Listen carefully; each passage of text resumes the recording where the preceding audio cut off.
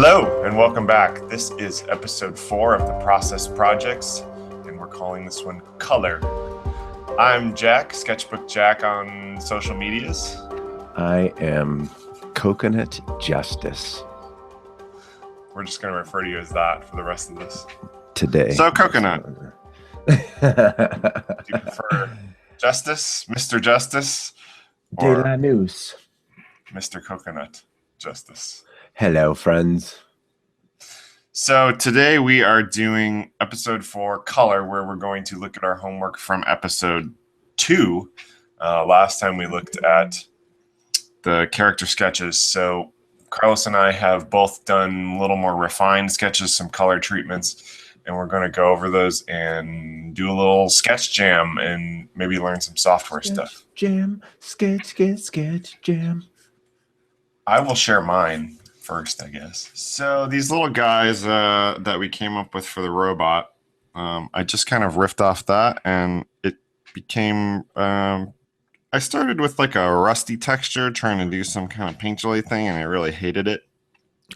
So, and then he started to like a little too much like C3PO. So then we went the flat colored route, and I came up with something along this lines. Did a couple of little facial expression tests, but he's like he's a pretty cute character, and I kind of dig where he's going. Yeah. So I don't know what your thoughts were. I during my homework assignment, I recorded basically a really quick way to different coloring techniques, or not techniques, but a good way to real fast go through and find a color combination that you like. Mm-hmm. And you see how I started off with the blue as well. And then I was thinking, well, what's the alternate to blue? And usually it's pink. So I went pink. And then I wanted something completely different. So I did orange. And then, it just goes on and on. I did a little Darth Vader action over here. That's the twist at the end of the book. Monster, I am your father. Yeah. And then I found what was neat was I brought yours in too, just to... Yeah, it's kind of funny. We had some similar thoughts. Yeah. And so I was drawn to yours because yours and this guy here, this guy, the bottom left, my last one was probably my favorite one, which then when yours showed up, it kind of validated my thoughts because those colors are very, very similar. Yeah. Yeah, there's something kind of pleasing about that color combination.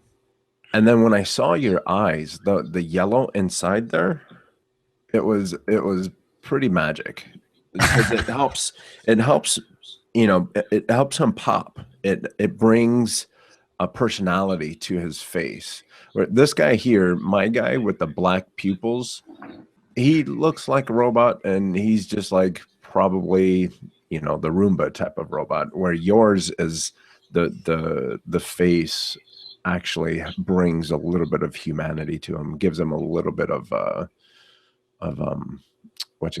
personality.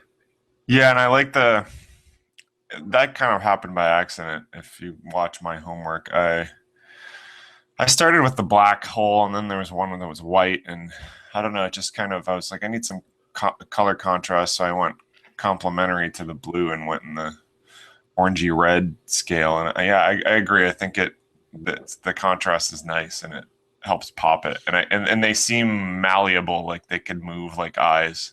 Mm-hmm. Yeah, and I like the subtle color changes in there. Just kind of makes them more visually appealing. Especially like this one here, the yellow and brown one. I call this one the rotten banana. There's some, if we ever decide to go Power Rangers style, we're ready. Yeah. We've got the Clone Wars in the second book. Yeah. They come out in different colors. Yeah. Yeah, this one my blue approach, I was drawn towards, especially if the robot's going to be sad and Yeah. blah blah blah. It just kind of gives you that nice subtle touch. But yours has a lot of personality, and I guess it goes to show you where, when you're investigating these characters, play around with absolutely everything, because look at the difference. There's just a lot more personality in the face of your robot because of the yellow that's in there. You're drawn to his face more because of the accented yellow. And mine, it's probably because his eyes are white in the background. It's probably why you're kind of drawn towards his face. But I just like, Yeah. I like your treatment of the face. It's really cool. Well, I put back in the plug and the speaker because I don't know. As I was drawing, I was like, those were actually pretty cool ideas. So he's got the Yeah, and it helps keep your eye moving. Because again, like mine has the shape, it looks like a mushroom, and we'll just leave it like that. Like it's, the brush strokes kind of carry your eye around. Yeah. But it doesn't do as good of a job as the color and the brush strokes that yours has. So my eye goes from his eyes down to like his mouth because his mouth is different. But then I go down here to his right hand that's hanging down because of the similar colors. And then his little pocket there is different. So then my eye literally goes around just looking at the different colors, there you go. Cool. Yeah, well, it's funny because actually, I think my design is actually more true to your original concept because the shape of the head and kind of some stuff. It looks like you've changed a little bit in this incarnation, which is funny because I tried to like kind of copy what you had drawn in your concept. So it's interesting, like to just show like what stuff works and what stuff doesn't. Yeah. Yeah, I'm digging this treatment. Ah, look at that. This one here. I mean, down to the shape of his head and everything. Like when I saw yours and I saw mine, I was like, I totally went Daft Punk helmet style with mine. Yeah. I think the shape you had originally was pretty successful. Yeah. Especially after we did that little funny scale up trick. It was It's just magic. Now I find myself drawing everything. Like when I'm drawing Choopy now, I make sure his head is bulbous. All of a sudden your comic strip takes on a totally different feel. Whoa, what happened to your head? So yeah. I think yours is a winner. Cool. So let's talk about the monster because I had some experimental thoughts with that one. Yeah, so I just kind of redrew the rough concept cleaner in different pose or whatever. And it kind of seems like we found some similar color treatments, which is kind of interesting. I think I originally went with more of a cooler brown gray just because I thought it was like a contrast to the blue robot. Mm-hmm. Sorry, not cooler brown, a warmer brown. And then I was just like, I don't know, maybe we want something painterly and hairy. So then I just went in a completely different direction. And although the hairy green one is cool, it looks like it's from a totally different book. So there's going to be some tricks into marrying. Yeah. Let's see. Again, it's really cool to see that you and I did have, well, and I guess it's just me like picking way too much into the happy accident. Like, because if you show up with 25 color treatments, obviously you and I are gonna have at least one that matches. But yeah, I like yours. I like between 2, I agree that it's a completely different. The green guy is a completely different Yeah. story than the brown guy. Yeah. I think it would be fun because what's his name? The creature art teacher. I have some Oh, of his. Aaron Blaze. Yeah, I have some of his art brushes that are hair that we can probably play with. Yeah, I'm wondering if we take the cleaner, more inked line cartoon one and kind of add some hair elements to it. Not necessarily like soft painterly fuzz, but kind of a more inky. Because I like him being hairy, and I actually missed that about because the concept had kind of like fuzzy elbows and Hmm. a little tuft on his head, and my redraw doesn't really have that. Yeah, it does take the fluff out of. Well, obviously, because there's no fluff, but kind of what we were talking about before. Something that's big and fluffy has a tendency to be a little bit softer, friendlier, kind Yeah. of. And then, yeah, it would be, we got this guy, we got the robot who is clean lines and everything is hard surface. And then if we're going to take a look and make the complete opposite, it would be a big, fuzzy, fluffy dude.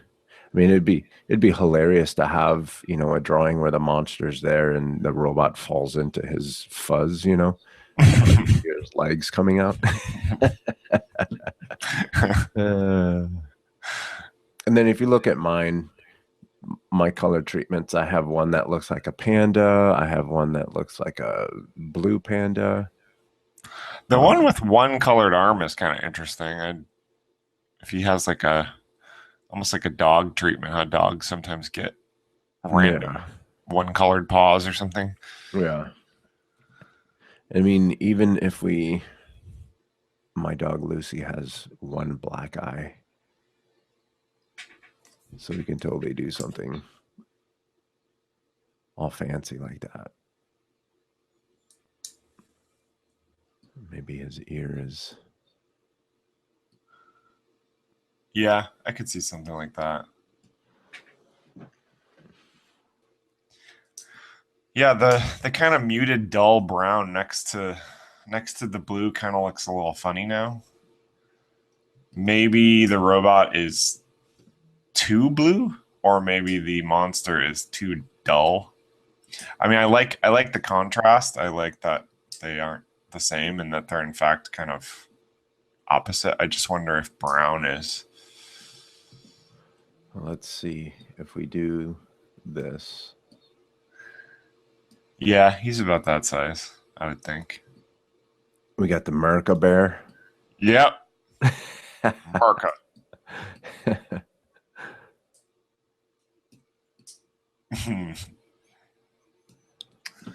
So Yeah. I would say right off the. I mean, I don't know. What do you think? Before I, No, go ahead. Go for it. I think right off the bat, the two that work the ones with really high contrast differences in the monster colors don't really work. It really distracts from like the black and white one, or the white and black one, or the white one with the blue sleeve. Like those are very. Well, the white one, the blue sleeve is better, but the far left two, the black and white ones, it's kind of a lot. It's like a lot to take in. A lot of contrast going on. My first reaction was the kind of muted green one works really well.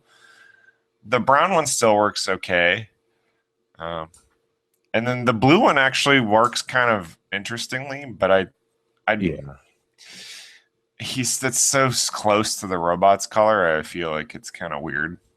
We wouldn't want to do that. So my immediate choices would be the top middle two, the brown and the green, and then the guy with the blue sleeve is kind of interesting because that's kind of neat. It's like he's white or gray, which is different than the robot, but then he has this like one similarity to the robot, this like blue arm. It's kind of neat. Yeah. I'm Um, gonna hide Merca bear too. That was a joke.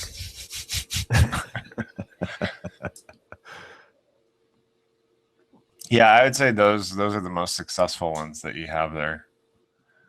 I mean, the chocolate brown one is kind of you miss all the details. So unless Yeah, he might be too dark.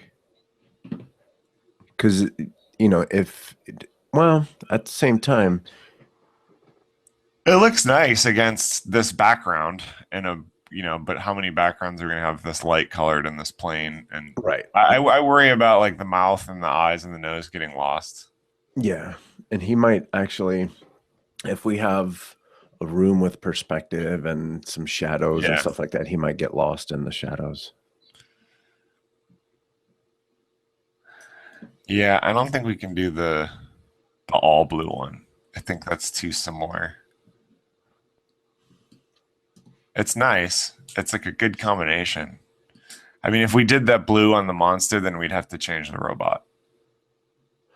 Yeah, but uh, I don't know. I don't I dig the robot. Unless let's see what's another. I mean, you wouldn't have to go that saturated. Like if you just take go to the blue one, the robot next to the blue monster, and just hue shift him slightly. This guy? Yeah, you just magic select his white away too, so we see the actual. Yeah, I was trying to do that and we It wasn't working. no, it was, but we Oh, just that's kept okay if talking and it's we just kept talking rugged. and Oh, yeah. I think the blue against blue is just a little too much. no contrast there. It's hard to. So if we went with the blue monster, which I kind of like the blue monster, Yeah. but is it too much like other blue monsters we've seen? That's well, at the same time, I didn't even put that together until just now. I didn't really either until I started thinking about blue monsters. Yeah, but then it goes to show you that maybe it does work. I mean, yeah, you got Cookie Monster and you got Sully and you've got uh there's a third one I was thinking of. Cookie Monster, Grover. Oh yeah, that's true. Grover's blue. So if we were to just hue shift that guy, just so that he's in a complementary or contrasting color range, I'd be curious. I'm looking for the panel. It's all the way almost off the screen of my laptop over there.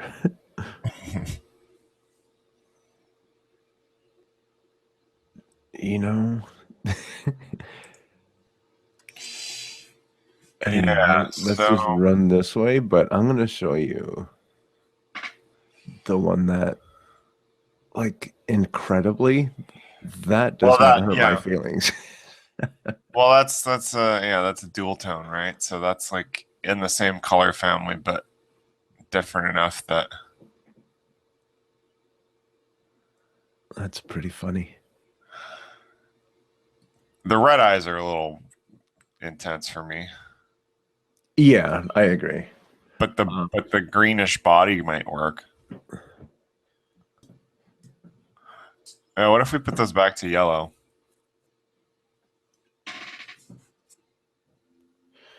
Oh, they're calling. Yeah, the yellow's not bad. Let's see what happens. They do get a little lost. I mean, what's opposite of yellow? Blue, but we can't do blue because yeah, that's too similar to everything that's going on. Yeah, I mean, if we want to go opposite or complementary to the body itself, we're looking at like the red or pink range. But red was just that little burnt orange is a little orange in there is good. That softens out the demonic look. Yeah, yeah, that's pretty good. Burnt sienna. I mean, they definitely pop out against each other. They're definitely distinct characters. Yeah. So I do like that. All right, let me do this now. Um, all right. If we stick with him, well, actually, we Yes, and might need to do this. now the white one with the blue sleeve doesn't work at all to me. Yeah. It like only worked because the blue was Yeah. mirroring. Yeah, but the green robot works with all the other three actually. Interestingly. Yeah. If we stay blue, this bottom one looks really cool.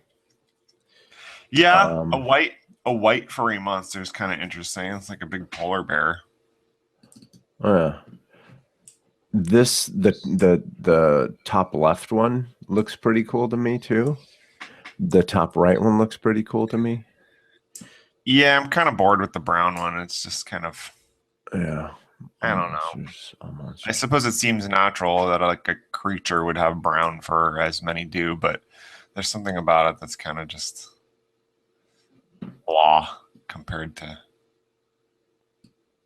It's interesting. The one in the lower left looks so like wintry because it's like a blue robot and a white fur monster, and like it looks very cold, Yeah. but it's kind of neat. And I can imagine against backgrounds because we're gonna have like our backgrounds are gonna be like what a gymnasium or a cafeteria with probably like a wood floor, and then the playground's probably like black asphalt. So I'm trying to like think of stuff like that too. Mm-hmm. Obviously, the sky is blue or overcast gray. I kind of don't like the brown one at all, so I would say no to that. The middle one. Yeah. Yeah. Out of all of them, I think that one is probably my least favorite. Can you just you? My voice is giving out on me here. Do you have the lower left one, the blue arm? Is that on its own layer? I'd just be curious if that was a different color or white as well. If he was just all white like a polar bear. Come on.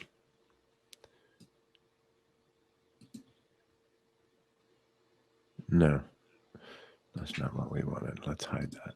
There. And then his little horns can be something different too. Like, what if his horns were actually... you're killing me, Smalls. I think I don't like the green monster anymore.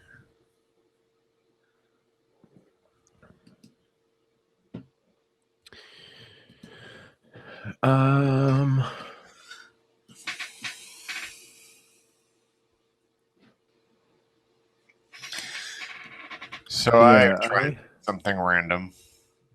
What do we think about white with pink? Or a faded? I don't know. That's pretty cool. I like the color palette, but I don't know about the one arm, the muddy looking pink arm. Looks like he stuck it in paint or something weird. Or he just ravaged a kid. It's like stained his fur. Yeah, I think I like the white monster. So Yeah. I don't know why all of a sudden it's just like it's kind of especially with not necessarily gray, but a sort of muted.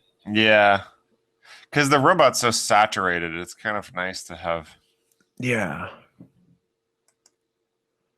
So, well, here, let me do this. If we just go, what would it look like if you took the little colored fuzzy that you have on his arm, and then just did his belly?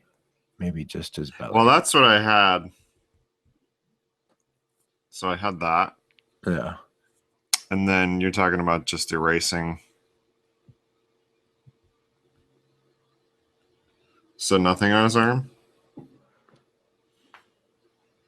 Yeah, that's kind of more what the original art was, at least in terms of location of color. Yeah.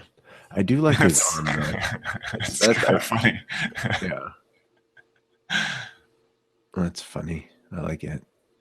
Um, I did like his arm color though, just because it's different. Maybe some Yeah, it's like spots, maybe some spots or something.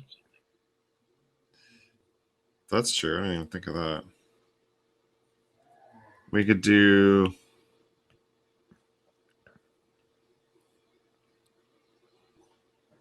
Yeah, yeah. I kind of like that a lot. I don't know about the pink horns, but one thing you did do that I thought was nice is you took away, and I maybe it was just because you were doing it rough, but you took away the hard line on the fur. Oops, which I thought added something nice to it. It kind of made it, or maybe one. I don't know. That would be interesting. Yeah, what if he has take that light pink that you have the spots and then just do like one of his eyes.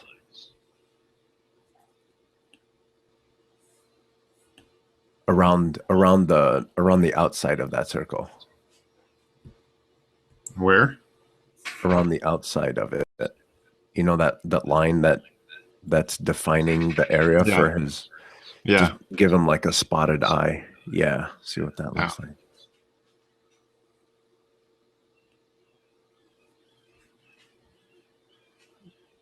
Kind of looks like he got punched. Yeah. Yeah, maybe not.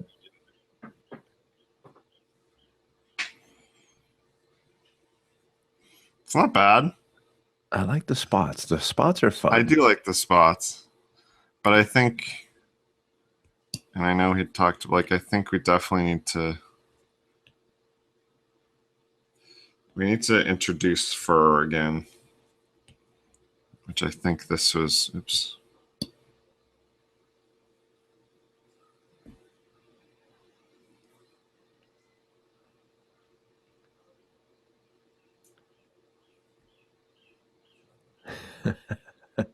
That's awesome.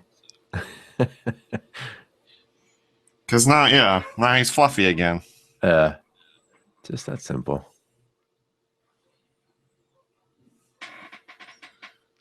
Okay. Let's see.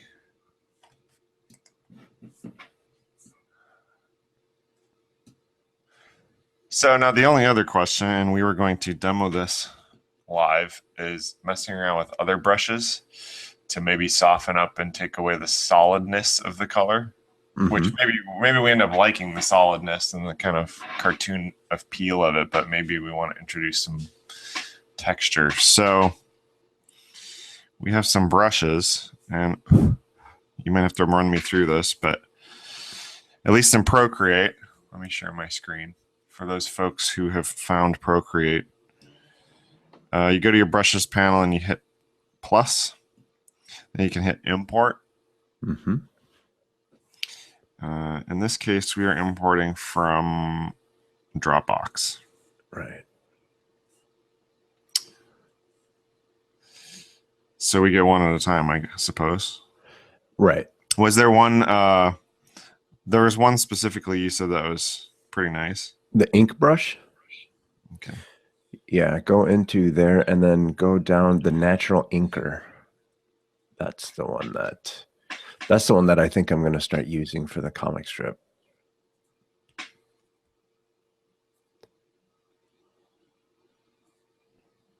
Hmm. It's pretty nice. It's got a very wide range of pressure, which is interesting. Yeah. Yeah, I definitely get the feeling of actually painting and having to control how Yeah. hard I press, you know?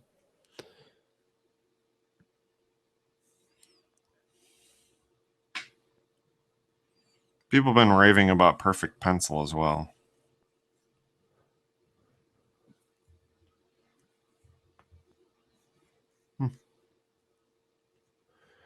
Yeah, the other pencil that I use for Procreate is called.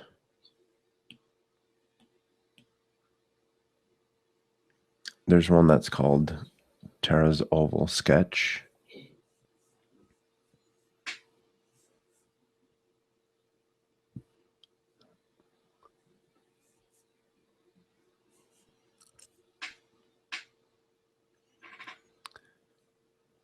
Ah, Yeah, that one. that's interesting. That's got kind of an edge to it. That's interesting. Yeah.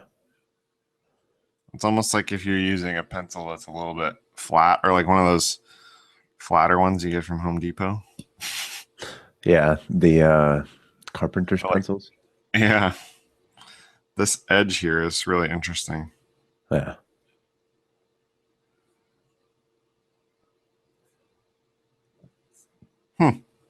So, if we wanted to introduce some texture into these characters, uh, is there like a paint style brush you remember that's pretty cool? Um, I haven't really gotten into the Smudge and water. Let's check that paint out. ones yet, but Uh-oh, didn't work. Oh, that's like a sponge brush. It's a little airbrushy for me. huh.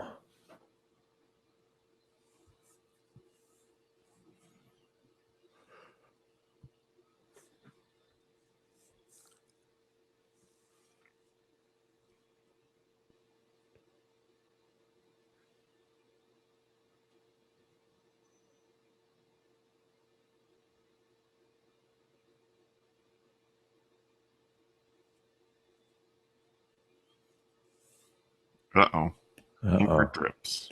Ah.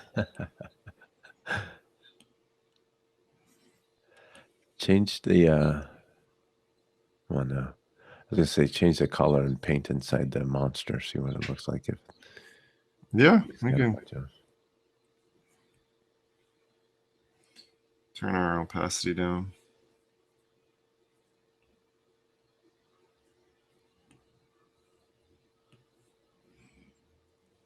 Well, that's crazy. He looks so dirty. Well, now we know when he gets in a fight. We can Yeah, follow him around. that's what it looks like when kids' blood is dripping from your hands.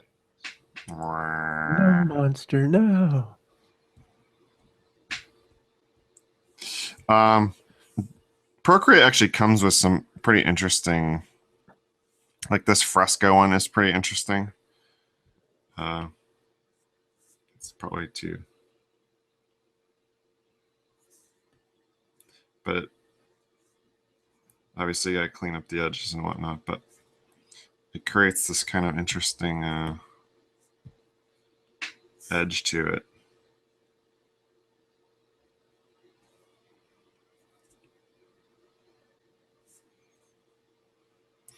Makes him very dirty. There's something kind of nice about him being fluffy, pure white.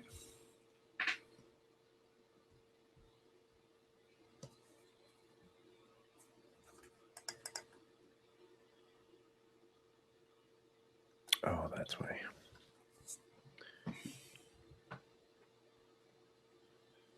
So there's this setting that you can turn on in Procreate that when you're painting, only your Apple Pencil is what drops material down or ink down.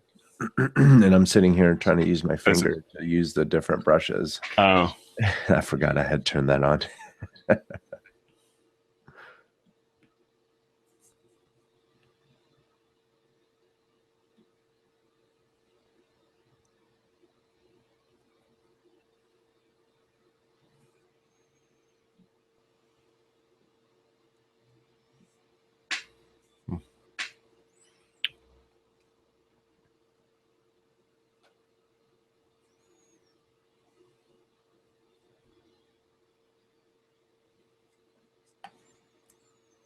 I don't know. I kind of dig these characters.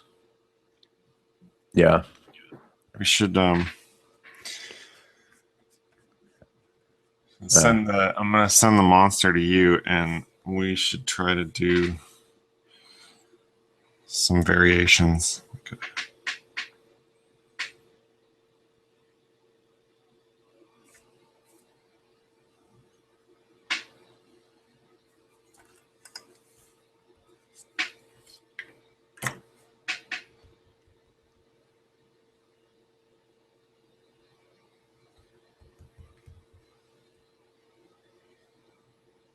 You know, you could actually send the Procreate file too. Oh, really? Oh, Pro. That would be smart.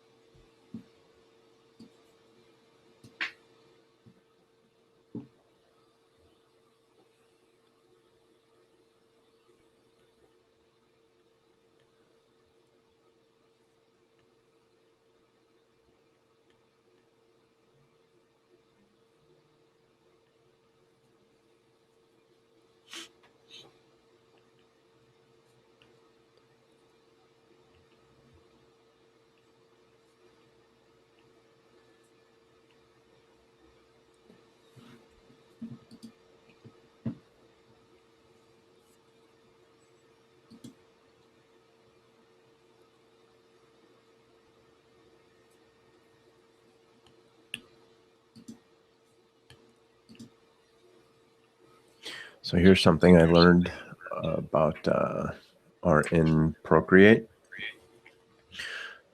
So let's say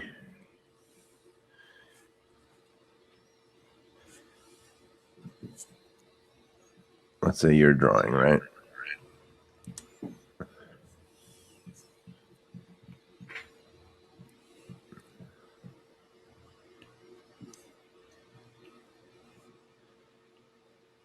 You can create a new layer, and you can either tap or no. What was it? If you swipe, I think if you swipe. Ooh, Alpha Lock. I didn't know that was there. Oh yeah, there's some really cool stuff. So let's say this is my sketch, right? Yeah. That's like preserve transparent pixels in Photoshop. And I can go into inking. I can come in here. All right, so I can come in here and ink.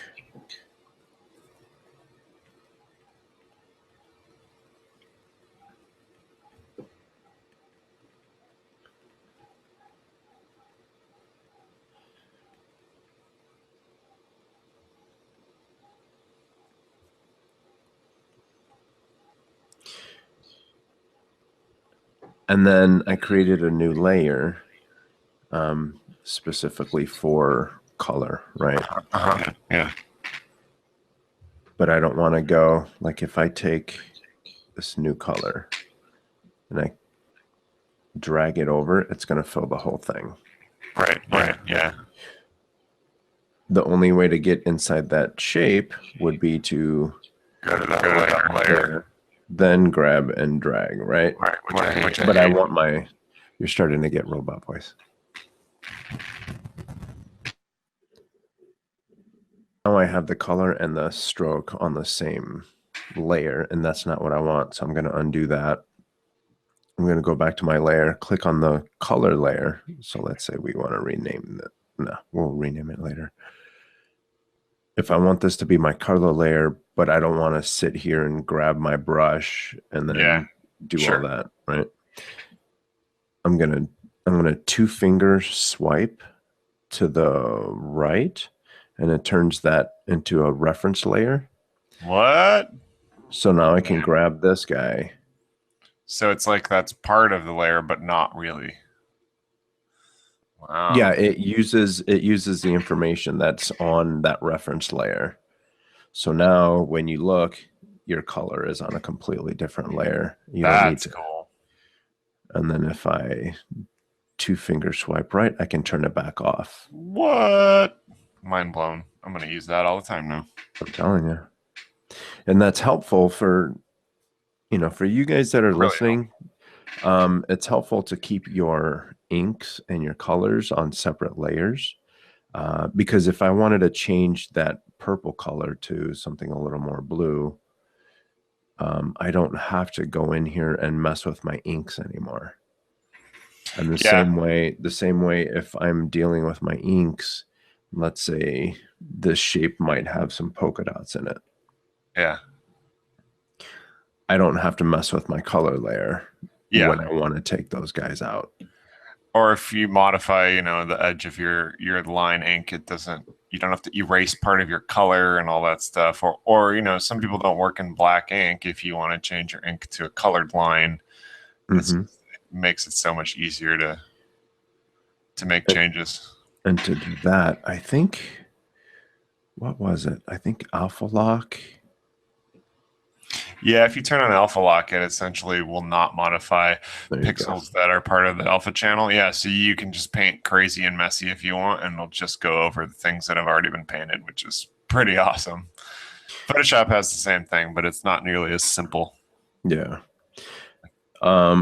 So yeah, what I ended up doing is, there's sometimes one of the tricks that some professional illustrators do is they'll have this black line, or they'll have their line work down and then they color inside the lines, but then they'll have if I click and hold or tap and hold, grab that color and then just darken it up just a little bit, I can now touch and drag that color over, and now Yeah. I have, it's not a black line, so it kind of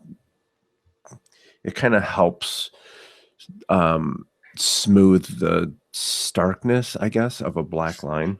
And then if you really want to get fancy, you can grab this little smudge tool here and then get in there and smudge that line a little bit. So then all of a sudden it starts to look like more shading than it does.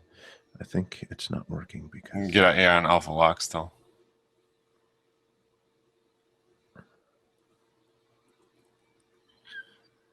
there. Yeah. And that's just a personal style, Right. type of creative choice. Some people really like the stark black line of the comic book cartoon look. Some people want a more illustrative, softer look. I mean, it's just kind of it depends on what project you're doing and what the application is. And what's funny is that wasn't even what I was going to show you. So if you go back to your layer, let's say you have your ink layer and your color layer, and you're fine with it being on the same layer. If you put, let's say, your pointer on one layer and your thumb on the other one, and you pinch, it combines those layers. Ooh, that's a fast trick. Yeah, because otherwise, I don't know if you can undo that though. I guess not. Otherwise, if you have a different layer and you have some really cool stuff happening here.